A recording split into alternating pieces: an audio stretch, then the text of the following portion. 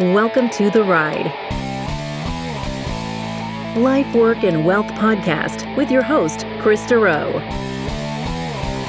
Years ago, Kris was a firefighter and a paramedic and witnessed many people not getting another tomorrow, and it shaped who he is now as a financial strategist. Kris doesn't just help people plan for a secure tomorrow, he helps them plan for a better today. Kris lives in Burlington, Ontario, and is an investment advisor at Three Hats Financial, a trade name of Harborfront Wealth Management, and IROC dealer. Let's get to it. We work from home, we shop from home, we are entertained at home, and it's all online. That is creating quite the opportunity for cybercriminals. How can you protect yourself and your family? Well, Kris Dureau of Three Hats Financial has a guest who can offer some cybersecurity tips.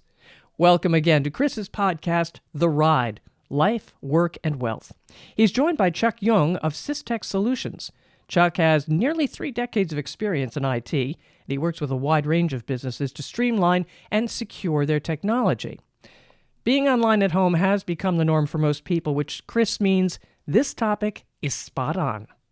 Thanks, Patrice. Yes, this is a topic I've been wanting to do for quite a while, and I've actually had quite a few listeners in the last little bit been asking for something like this just now because obviously, as you mentioned, Patrice, in the intro, that there's a lot more people working from home, shopping from home, doing everything from home on the computers. And I wanted to have a resource on the show that could give us some tips on what people should be doing to protect themselves. So Chuck, thank you so much for coming on the show. I really, really appreciate it. And you've helped me a ton in the last few weeks with my own computer glitches. So you are definitely well versed in this topic. First to start is now with the COVID environment, have you seen much more activity from these cyber criminals? Yes, absolutely. The cyberspace and the scams are very active. And during the COVID right here, is more active. Ransomware has came back and is revolving each day. Users just need to be more cautious and taking a look at all the information that they're serving online and try to protect each other and themselves as much as possible. Okay. Yeah, because there's been all kinds of articles and things out there that the cyber criminal activity has definitely increased just because there's simply just more activity. Now, let's start with a few questions here. So passwords, as much of a pain in the butt they are for everybody, how often should we be changing those? Well, passwords should be at least changed minimum of 6 months. Okay, every 6 months, you should update your password. And passwords, a lot of people, they use something simple.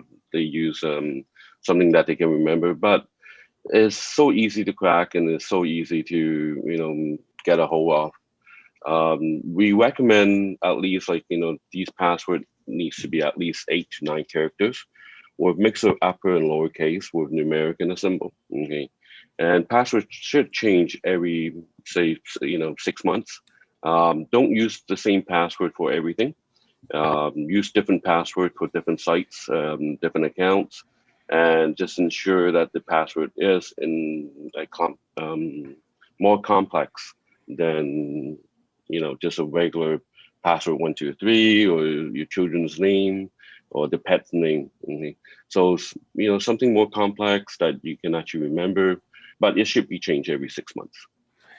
Now, because we have, in the day and age that we live in, we have so many logins and passwords, it's overwhelming. Do these single sign-on tools, such as the one I know the best is LastPass, where you have a master password and then it can help either put a different password in for you each time, or it saves all your passwords. How safe are those? Is it okay to be able to use those? Is there risk to using those just because obviously it makes it a lot more convenient than having 50 passwords saved? Well, I'm glad that you brought that up, Kris, because LastPass, like Dashlane, Keepers, is highly recommended, okay, because they're fully encrypted with a master password. If you lose your master password, nobody can actually retrieve it. Okay. I use it myself, and I highly promote all the users to use at least one of the password manager to help them manage all the passwords, because there's no way to remember all the different sites and different password and requirements. So it's highly recommended. As well as if you sign up for the, let's say, LastPass or Keeper Dashlane, on the premium side, you get the dark web scanning as well. What that is that it actually scans the dark web for your email and for any breach of your password being leaked outside. Don't know if you recall, 10, 20 years ago, Yahoo got hacked. So anybody who has a Yahoo and they use the same password is all exposed in the dark web. So what these password manager does is that besides keeping your password in a secure way, it also helps protect and scan the dark web for your vulnerability. Is your password being exposed? Is your emails being exposed? Your information being exposed? So yes, absolutely. I promote the use of LastPass, Dashlane, or Keeper. Oof, okay, I'm glad. I was sweating there a bit because I've been using LastPass for quite a while. So Yes. I'm happy to hear that Mm-hmm. that you approve. Can you just tell listeners what the dark web is? Because I know that some will not know what that is. Dark web is a space that the criminals post information online that regular user doesn't have access to or is very hard to get access to.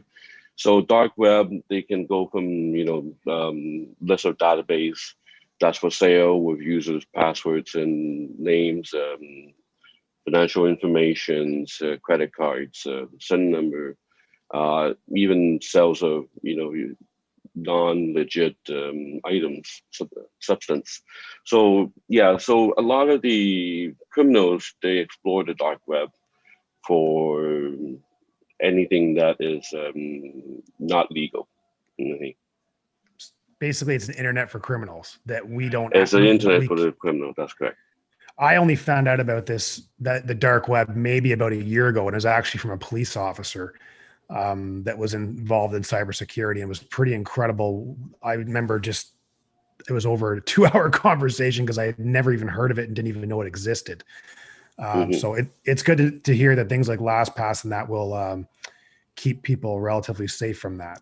So good to hear that you can use LastPass because, as I mentioned, that just keeps you don't have to have all these passwords memorized. So the next thing is, I know, and you and I have had this chat as well too about phishing scams. I know they're one of the more popular ones, and they can be a little difficult to protect from. So can you just explain, Chuck, to the listeners what these phishing scams are, and because they're evolving as well too and getting better and better. And can you just go over what they are and what some of the tips are to identify and what they can do to try and prevent being compromised with these phishing scams? Absolutely. Phishing emails are an ongoing problem for all the users, and everyone should be aware of. Phishing email scam emails are basically an email pretending from a legit company or a person's. These are basically unsolicited emails from institute that provide you with a link or attachment that entice you to click on and provide sensitive information about yourself or money or virus, like ransomware. Okay? So when the user click on that email, it will probably give you a pop-up or give you a link or automatically installing a virus or ransomware onto the user's computer. So, legit company, most of the company will not require you to provide you with any logon, okay, pop up, okay, or credit card information unless you're in a legit shopping site. Okay. Just always make sure that when you're getting these emails, make sure that it's coming from a legit source, okay, and double check the reply to email, because with the reply to emails, they can pretend to have this exact name as the person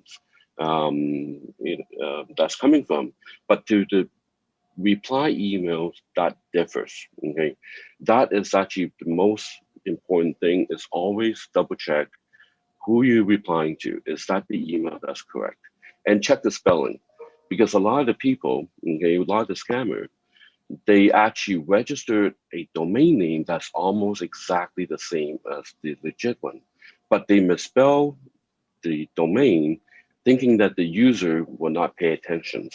And just be careful with that attachment. Be careful and double check all the the reply to emails, and do not make any purchase of like gift cards. A lot of the very popular ones, the phishing emails, basically asking users to buy the Google gift card or the Apple gift card and send them that number. Okay? So just be very cautious on every one of these emails, making sure that they are coming from legit and proper spelling of the domain name. Yeah, I've just noticed the last little bit too, like some of them are just so tricky. They look so close to the real company. But like you said, as soon as you look at the email, they might have changed one letter or something in the domain name. And I'm like, it's just incredible how creative and how much they make them look like these legit companies. So thanks for that. I know that that's a very big thing. Next thing is majority of people nowadays, they have multiple devices that are going on the internet. So they'll have a work laptop or a home laptop, they have a tablet, they have their phones. Does it matter when you're using one device to do certain things? Should you keep them separate? Like, should you only be doing work on your laptop and not going back and forth between multiple devices? And is it safer just to have these individual devices for individual activities? Well, we always promote the separation of work device and home device. The reason being is that work device, we usually, with all the company that's working remotely right now, requires a VPN access to the office environment and the network. So the work computer, your guests or your children would not have access to. Keeping it separate from your home computer and work computer is highly promoted. And it shouldn't be, using a home computer for work as well, because you have other people just accessing the same computer that has probably access to sensitive information on your work computer, right? So yes, we promote the separation between the work and home devices. As to if between tablets and phones and different devices, yes, the mixture of devices doesn't really make too much of a difference, but just as long as the computer itself has a separation. Okay, great. Now, multi-authentication. So I know that's there's more options available for that. And I believe that you're a fan of that as well too. Can you just explain to my listeners what that is, and should people be using that? Absolutely. Multi-factor authentication, what we call MFA or two-step authentications, is a must-have for everybody that has an online presence. Even with emails, banking, portal, is absolutely a must. The reason being is that even if the user has obtained your credential, you will require an additional step to authenticate the login. Okay? So what it is that it's an extra additional step for the user to be able to log into the emails or to the banking site or to any shopping portal to ensure that the users are who they are. Okay? Because going back, like you say, with the scamming, the phishing email, if the user accidentally provided like the email password credential to this hacker or the scammer, the MFA or two-step authentication provide additional steps that they will require code that actually provides, that is texted to your phone to be able to log in. So this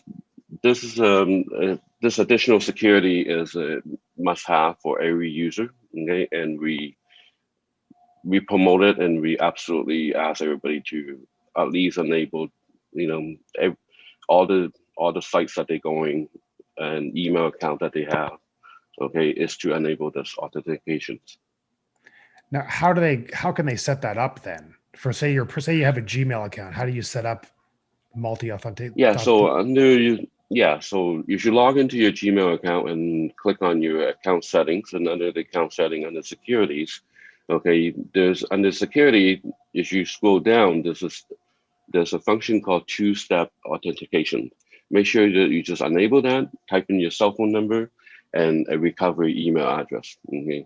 So the cell phone number is usually what they require you to, have, that they can text you to text the code to your phone, or you can download the Google Authenticator or the Microsoft Authenticator app from the Play Store or from the iOS App Store. Okay? So what it is that you send you a notification and say, would you approve to sign in, or would you not approve? In the middle of the night, if you do get a pop up and say, well, somebody's trying to send me a code, or your email, all of a sudden say, do you approve to sign in? You know that your credentials probably been vulnerable. Okay? So you do not enable that, or you do not authorize the login and quickly change the password or update the password. Okay, so that's huge then. I'm glad that it is. Yeah. And it's good to know how that you can just simply, you can even do it on, I know for banking, they definitely have those options, but even just your own personal emails and everything like that, it's good to be able to set that up. Yeah, and there's a must-have for everybody too. Yeah. Okay. And sorry, Chuck, again, what was the app that you said for that? Is the Google Authenticator or the Microsoft Authenticator?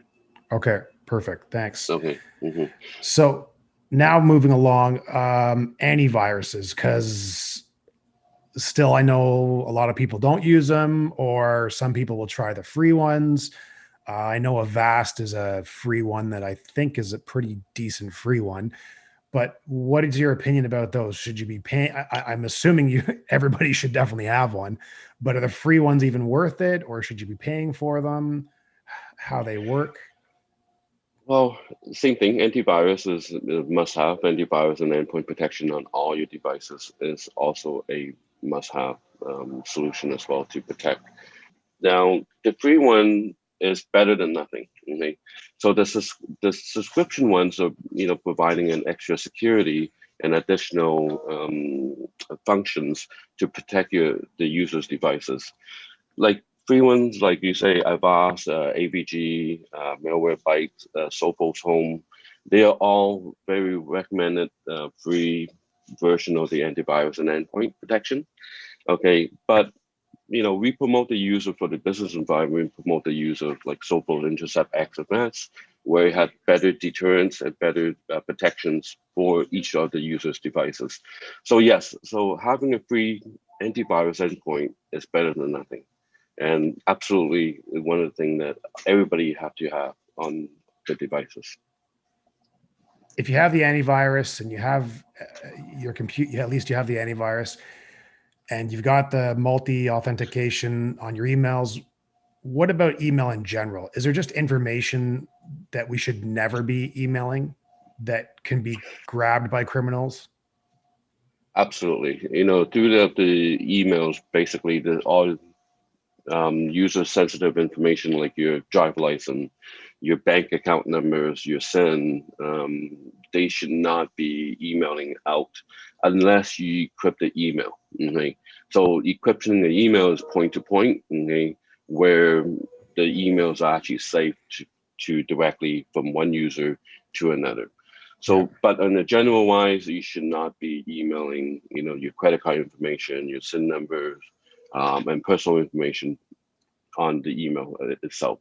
Because when you're emailing to the other party, you don't know the other party, or they protected, or they vulnerable. Okay? You can protect yourself, but you have no other way of knowing the other party that you're emailing have the security in place. Yep. So then obviously you just have to make sure that the party you are emailing to has secure devices if you have to send them something. That is correct. And I guess as well too, like I know that Adobe, you can send it to PDFs and stuff like with passwords and things like that, which obviously helps. Mm-hmm, mm-hmm. And we talked about the phishing and scams and stuff like that. What are some of the newer scams you've seen, maybe even in the last year, because of just the current environment with COVID? Is there new ones out that have just popped up recently because of the current environment? Phishing scam emails is always on an ongoing problem. Okay, so there's always new ones out.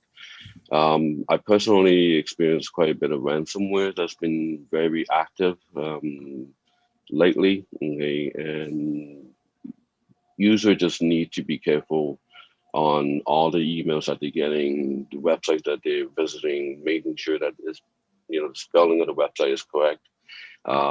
Even like Google, if a person put in an extra O or put in an extra L, and it redirects them to a different site. When you get redirected to a different site, just close down the browser, okay, and redo it again.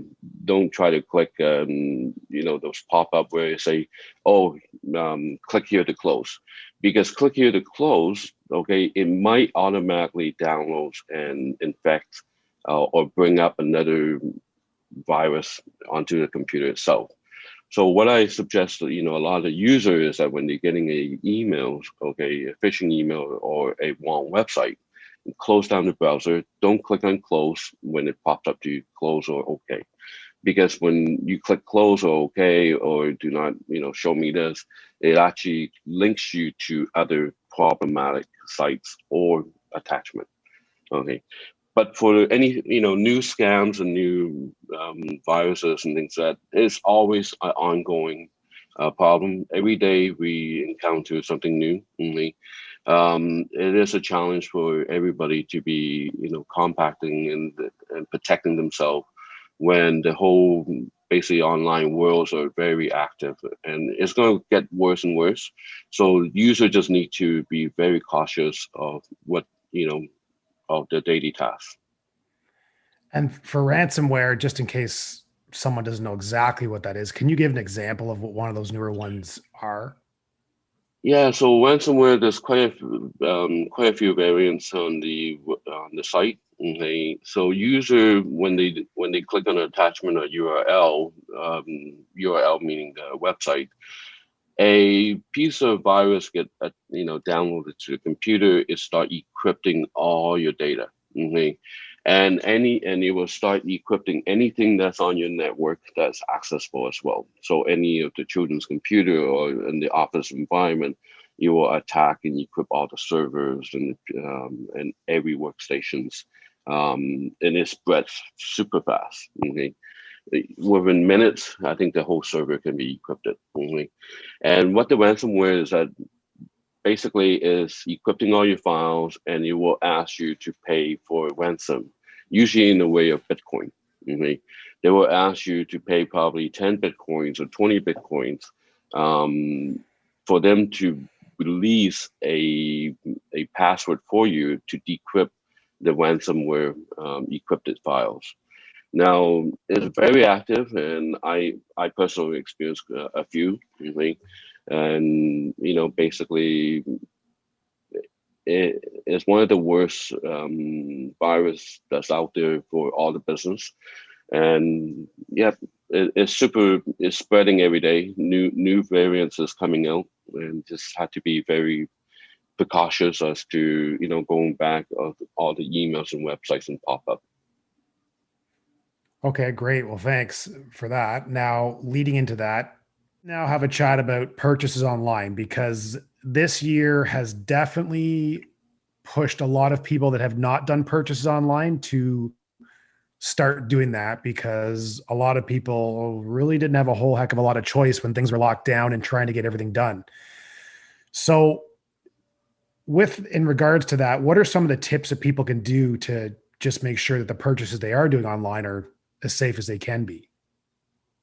Yeah, so this is going to be growing rapidly and continue to grow as people is getting the comfort of shopping online.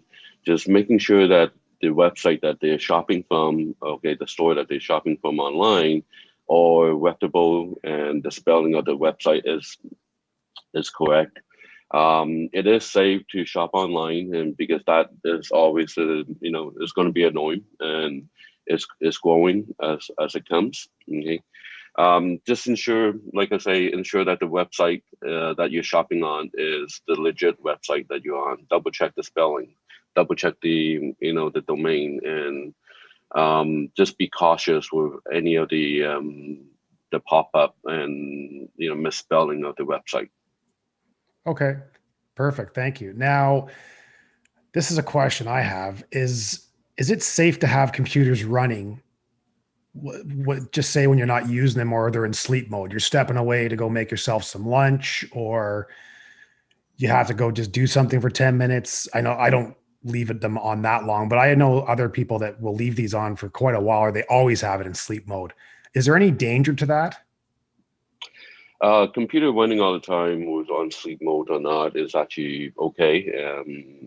The only thing that we recommend and emphasize is that when you're walking away from your computer, okay, make sure it's locked. Okay, so it's password protected. Nobody can, access the computer or any of the information's on it while you're away. Okay. Something like, children's probably sometimes hop onto the computer. If you have password protected, they need to enable they need to unlock the computer before it can be accessible. So having the computer running all the time is fine. That's something that's quite annoying for all the officers as well. Okay. Just ensure that you securely lock the computer while you're away from your computer. Okay, perfect. All right. Well, we're getting down here on the time, and I'll just summarize for listeners. So the things that we have touched on today is passwords. We want to make sure, obviously, you're changing them every 6 months, and that you can use single sign-on tools such as LastPass or the other ones that Chuck mentioned, because they are relatively safe. I think Patrice has been pretty quiet during this whole time because she's erasing all her pet passwords. How did you know? How did you know? I can hear the keys going and she's thinking of passwords. That's okay. That's good. Also, the phishing scams, we've touched on how to make sure that to pay very close attention to the logos and the domain names and replies, because I've found a few of those myself. And the multi-authentication, I said it right that time. That one always trips me up, is very, very important for email and banking. Antiviruses, we all know we should have them. I know quite a few people that don't, but we definitely want to have those, especially with the environment that we're all in. And the tips with the information of emailing and the purchases online. Thanks, Chuck. That was really, really good. I really appreciate you coming on, because that was some very, very valuable advice. And I am so glad that you and your team are constantly monitoring our computers for myself and my team, just because, as you had mentioned throughout this whole podcast, there is a whole bunch of things that we need to be aware of and make sure to keep our computers safe. And thank you, Kris, for bringing me on. Kris, you can't promise me that all your passwords are perfect, right? No. But now, Kris, How can people reach you if they have additional questions? As always, you can just go to our website, 3hatsfinancial.ca, and there's a contact form there if any listeners have any questions for myself or Chuck. All right, sounds good. Thank you very much, Chuck Yeung of Cystech Solutions. Really some great cybersecurity tips. And the passwords are going to be an issue now. And thank you, Kris Dureau of 3 Hats Financial, for bringing us Chuck. And to make sure you know when new episodes of Kris's podcast are available, subscribe to The Ride, Life, Work, and Wealth. Just use the subscribe button on the page, and you can share with the share button. I'm Patrice Sikora, and let's talk again later.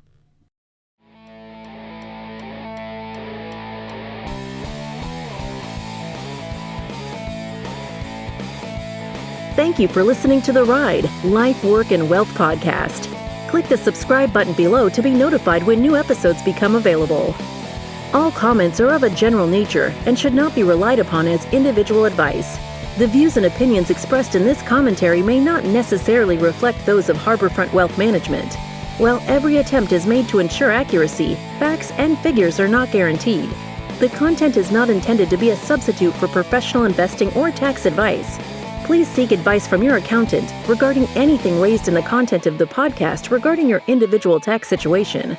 Always seek the advice of your financial advisor or other qualified financial service provider with any questions you may have regarding your investment planning.